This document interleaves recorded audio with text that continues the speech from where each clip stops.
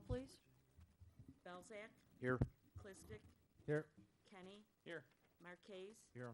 McIver, Shower, Vaughn, Here. 6 present, 1 absent. We have a quorum. The next item on the agenda is questions and comments and announcements of a general nature. Does anyone in the audience want to address the city council on any item? Well, I'm going to ask our guest tonight to come forward and tell us about yourself and what you're doing and why we have the pleasure of your company at our city council meeting. Hello, I'm Matthew Dignan. I'm a student at the College of DuPage. I'm here for my political science course, just to observe local governance and take notes on it. So, a pleasure to be here with all of you. So, thank you. What year are you in? I'm a sophomore. Very good. And unfortunately, we haven't got a large agenda this evening, so you might have to come back for another meeting. Maybe. You'll like it so much that you want to come back. Oh, yeah. Yeah, exactly. Any questions for our guest? I assume you're a Darien resident. That's why Yep. you came to Darien. All right. Okay. Anything else? Okay. Thanks for joining us. All right. Thank Thank you. you. You brought a Thank you, friend Matt. with you. Okay. Let's move to the approval of the minutes of April 2nd, 2018. Do I have a motion to approve? Alderman Kenny, seconded by Alderman Belzak. Any additions or deletions for the clerk? Then the roll, please. Kenny, Aye. Belzak, Aye. Vaughn, Aye. Shower, Aye. Marquez, Aye. Clistic, Aye. 6 ayes and 1 absent. Minutes have been approved. Let's move to receiving of communications. Do any of the aldermen have communications to share? Oh, boy, we got a bunch. Alderman Kenny? Thank you. Good evening, Madam Mayor. I've got two. I have one from Lee Lowry, 7200 block of Walden. Power went out this past weekend. Looks like a transformer might have blown, and all she was just trying to call us, let us know, and I got a hold of Brian right away and gave her my cell phone battery pack so she could charge her cell phone. She was happy as picking a bucket of mud, so it was good. The one other thing we have is I got a call from a Mary Ann Shea, 7300 block of Exner Court. Chief, this might pertain to you as well. We've talked about this before. Saw one of her neighbors, dog's a bit aggressive, off a leash. She did some simple research around the area. Different communities have leash laws. Want to know how come the city of Darien doesn't have a leash law? I think we talked about that last summer as well. Because the way our ordinance reads, if somebody has control of your dog, then the leash isn't required, and if they don't, then it's a 7-foot distance between the dog and the resident. And so this is the second time that we've had a resident asking this. So it's just thought maybe we'd go around the council and maybe get a straw poll and see how they feel about leash laws. In Is city of the Darien. leash law that loose where If your dog's under control by verbal command, you don't have to have a leash. And I think it has to be within 7 feet of the owner of the dog. And in this case, I also spoke to the resident, and if she would have called 911, it was in violation because the dog was out of her control and in her neighbors. And I suggested to her that our current ordinance does cover her situation, and I told her that, and I think Alderman Kenny reiterated that, to call 911 if that happens. And the police could have responded and acted appropriately in that case. Absolutely. Sure. Yeah. Okay. Okay, that's all I got. Thank you. Alderman Clistic, did you have something? Yes, thank you. I received a lot of communication from residents with regards to the mess that we have in Ward 4. That is with regards to AT&T putting fiber optic lines that have dug up everywhere in the ward. Unfortunately, to Alderman Kenny's power outage, they actually hit the ComEd in my ward, and what's one of the reasons the ComEd actually went out in the area. They've hit it, I think, 4 times. Or several times. Several It's been times. a couple different hits. Yes, and the natural gas line. So I came out, the fire department was out there, NICRO was out there for like half a day, so they hit a main gas line, and they were mentioning that it was mismarked, and I physically went out there and seen that it was marked as a gas line, so maybe it was different depth they were going to.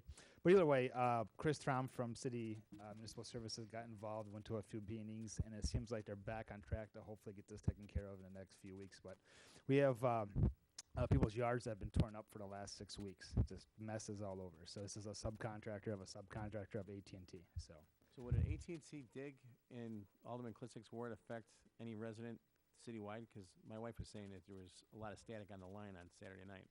And that, it didn't dawn on me until you just mentioned it just now. As far as phone lines go, Yeah. I couldn't answer that question for you. Yeah, it would be, it would Wouldn't become, make we would have to have ComEd respond to that one. Was it ComEd or AT&T? AT&T. You know, they're brand new lines, so they're really not interfering with anything because nothing's hooked up yet. So these are fiber optic lines. So I mean, my off the cuff answer would be no, but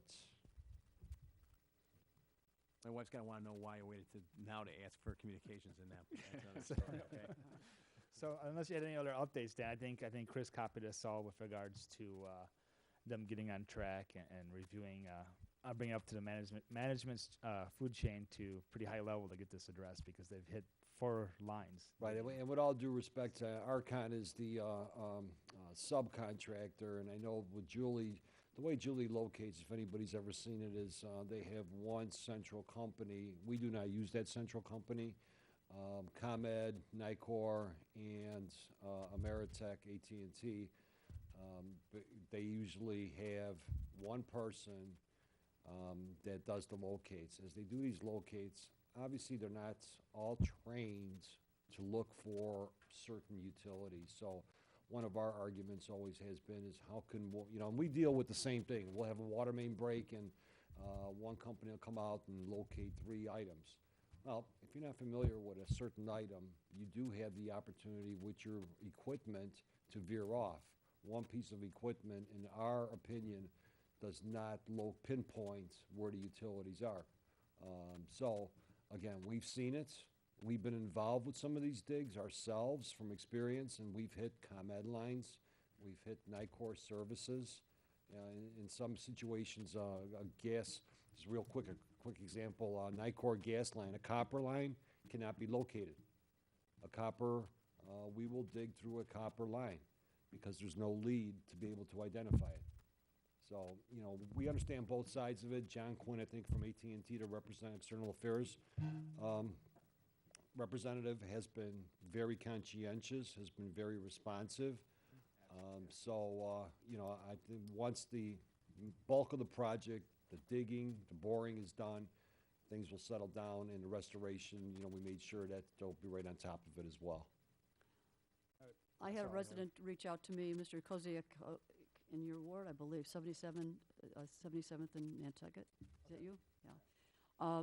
And I forwarded the message to you. I always, when people reach out to me regarding ComEd issues, I always remind them they need to call ComEd to file the issue with them also. But I followed through with and sent this to Brian so he can follow up with them. We've had a couple of those over the weekend that we sent to Philip. He's checking and he'll get back to us. Very good. He's very responsive. Alderman Vaughn, you have some issues? Yeah, I have 2 issues. From Dawn Balecki. She sent me an email a couple of days ago. They didn't get a sewer installed a year ago, so now they're receiving water in their backyard, and it's taking away all of their grass. So she wants to know if there was anything that we could do to help that process in their backyard. And I reached out to Dan, and I guess he's on top of it. Him and his team are on top of it. So.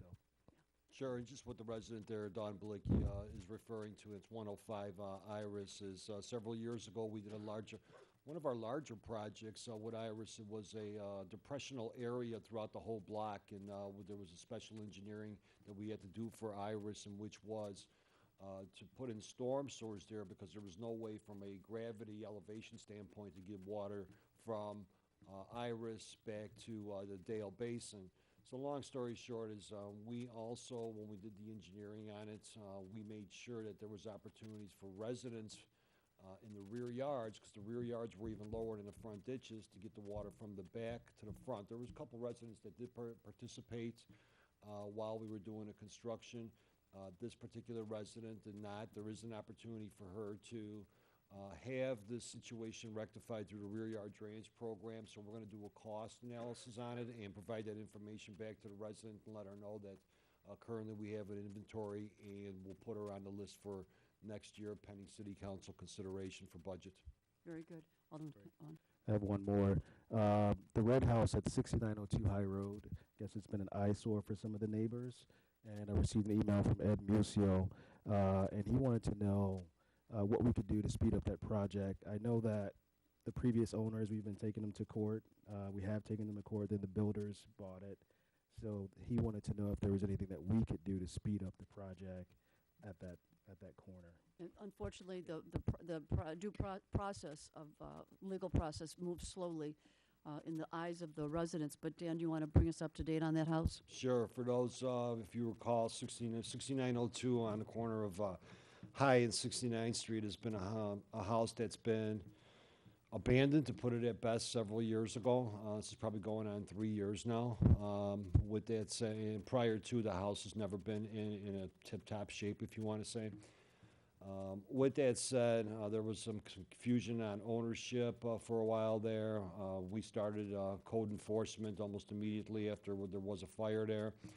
That process became a longer process due to the court system. First, it ended up in municipal court. We ended up trying to go for a lawsuit. With the lawsuit, the house eventually went into to foreclosure. As it went into foreclosure, the person that did buy it is a novice. I'll refer to it as a novice. He wasn't sure what he was going to do. He was going to first subdivide, then he ended up where he was just going to remodel it. And unbeknownst to him, there was many code violations that he apparently was not aware of. So it's just kind of progressed. At the same time, we started initiating fines on a daily basis, and those fines, I think, were close to $8,000 at the end of the day in municipal court. As far as us, we started to take him to this lawsuit process. With that said, he came in almost immediately and started filing for demolition. So currently the garage has been removed. He's going to be remodeling the home. There's going to be there's certain inspections that need to be completed very soon here. There is a timeline for all his permit applications, including demolition application, or that's been completed. But we're tracking it very fast every time a request comes in for that home. We're going to circle back around with, I believe it's a May, it may be a mid-May deadline date for additional permitting. Okay, Thank you. okay. Any other communications to share? Then let's move to the mayor's report, and there is no mayor's report this evening, so we'll move to the city clerk's report. And there is no city clerk's report this evening. All right, and how about the city administrator? One item, Mayor, thank you. The City and Environmental Committee will be hosting for Darien residents our first electronics recycling event this Saturday, April 21st, from 8 a.m. to 10 a.m. This is the first time we've done this.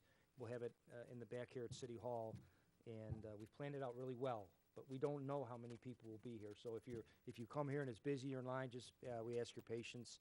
We'll get through that. And again, it's hard to anticipate how many people will participate. But again, it's limited to Darien residents, and we will be checking IDs to make sure you actually live in corporate limits and not unincorporated, and not businesses, but just for our residents who are covered under our municipal contract for refuse services. And it's on our website. You can call City Hall, and we've been sending that out on Direct Connect so residents are aware. Yeah. Thank you. Very good. Thank you for the update on that. Let's move to department head information. The police department report. Did you want to? Filed the report. If they have any questions, I'll answer anything. Does anybody have any questions for Chief Thomas on his report? No, I did. Where did I go with it?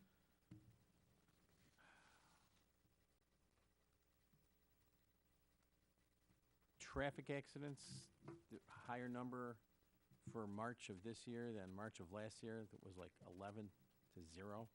Any Traffic accidents or traffic stops? accidents? Accidents, okay.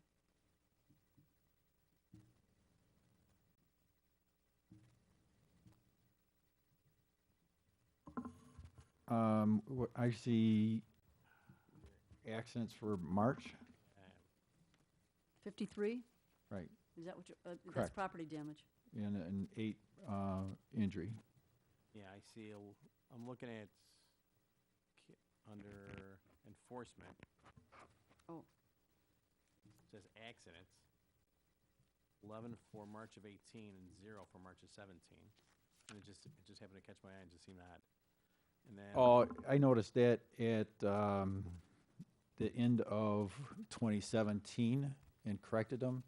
And I failed to explain to the record clerk that does the data entry how she was making an error. Okay. So it'll say failure to reduce speed to avoid an accident.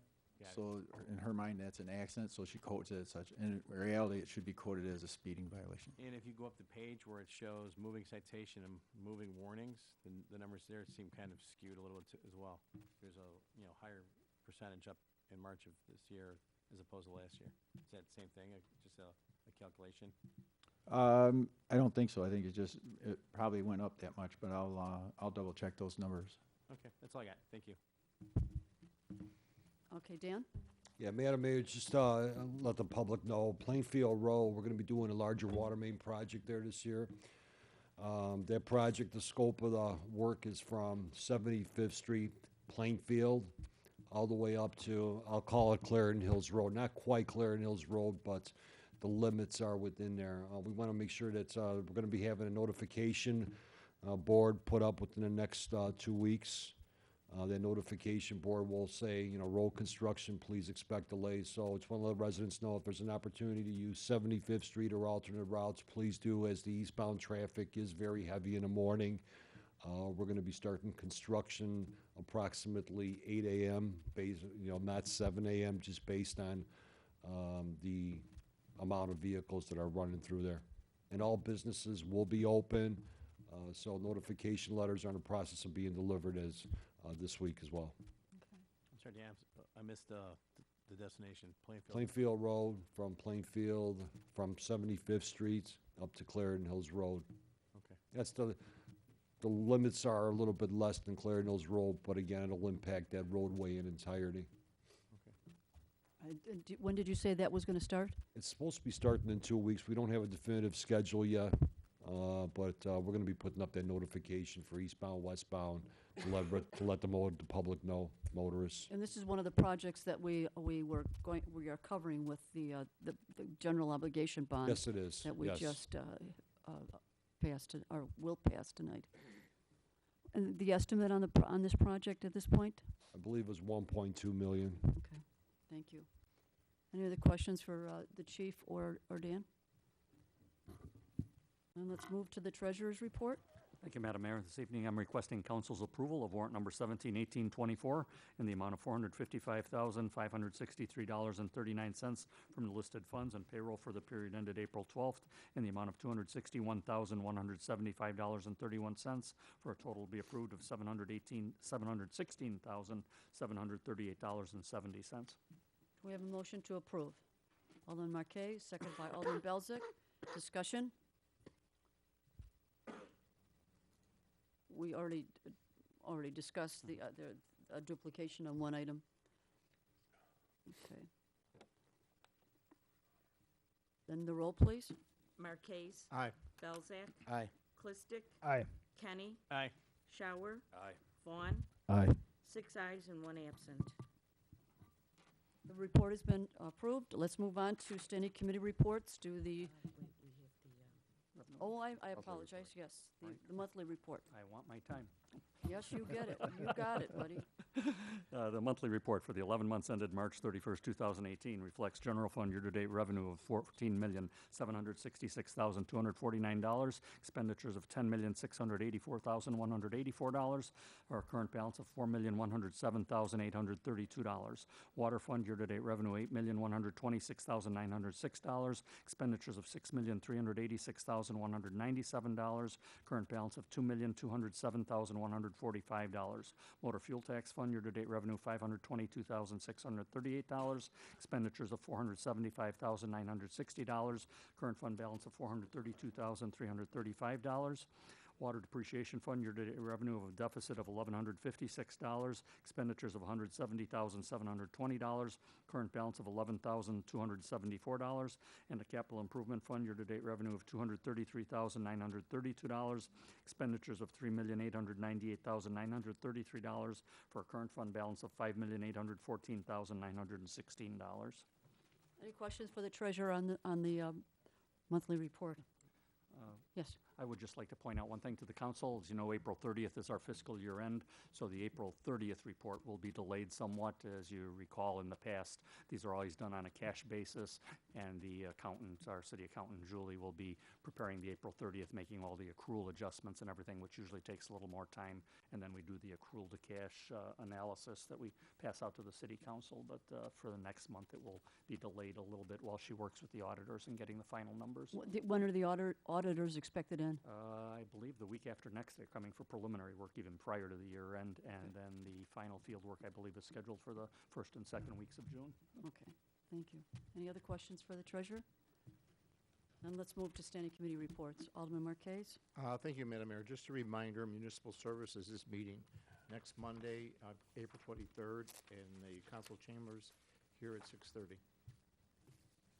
Alderman Shower? Thank you, Madam Mayor. Our next Admin and Finance meeting will be held on Monday, May 7th, 2018, at 6 p.m. in our upstairs meeting room. Is there a police committee report?